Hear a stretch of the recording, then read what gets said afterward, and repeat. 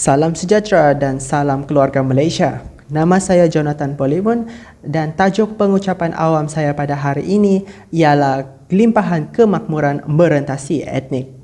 Sebagaimana kita tahu, pertumbuhan sesebuah ekonomi ataupun pembangunan sesebuah negara berkait rapat dengan kestabilan sosiopolitik dalam sesebuah negara.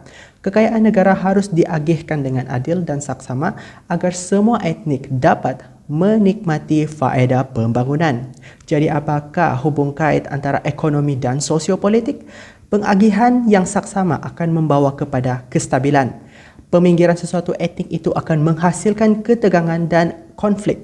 Malaysia mengamalkan falsafah pertumbuhan dengan pengagihan yang menjadi teras kepada DEB iaitu Dasar Ekonomi Baru pada tahun 1970 sehingga 1990 yang bermatlamatkan membasmi kemiskinan dan menstruktur semula masyarakat. DEB diteruskan lagi dengan Dasar Pembangunan Sosial pada tahun 1991 sehingga tahun 2000 dan Dasar Wawasan Negara DWN pada tahun 2001 sehingga 2010.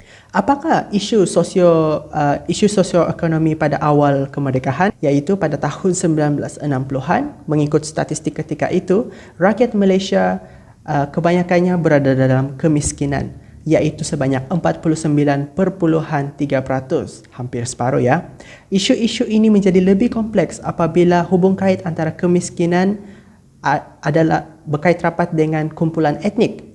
10 tahun kemudian, pada tahun 1970, mengikut statistik kemiskinan mengikut etnik adalah berikut. Melayu sebanyak 65.9% dalam kemiskinan, manakala warga Cina di Malaysia pada itu mempunyai kadar kemiskinan sebanyak 27.5% dan India 40.2%.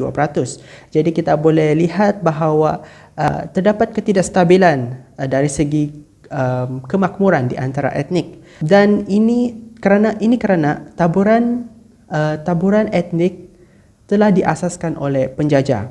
Sebagaimana kita tahu, etnik Melayu lebih kepada mereka yang bekerja di kampung dan etnik Cina lebih kepada mereka yang berdagang dan melaksanakan aktiviti perlombongan di kawasan bandar. Dan untuk menerukan keadaan lagi, pemilikan modal ketika itu ataupun pemilikan saham dalam negara Malaysia hanya dimiliki oleh Melayu sebanyak 2.4%, manakala kaum Cina pula 27.3% dan India 11%. Manakala ketika 1970, walaupun Malaysia sudah mencapai kemerdekaan selama 13 tahun, firma asing masih lagi memiliki 63.4% daripada pemilikan modal di Malaysia.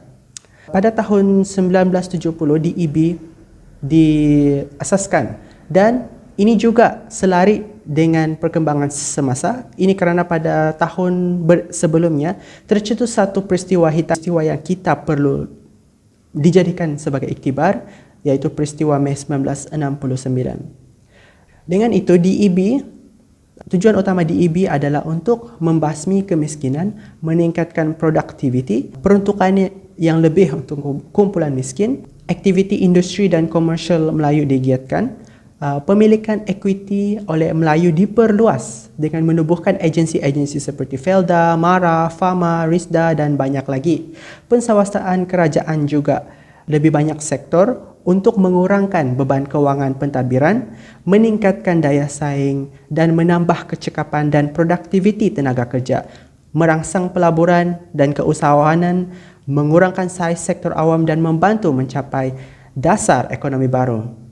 Konklusinya, pada tahun 1993, Bank Negara telah mengiktiraf ekonomi Malaysia sebagai miracle economy di Asia Timur. Malaysia berjaya membawa pembangunan manusia dengan membasmi kemiskinan dan meningkatkan kualiti hidup.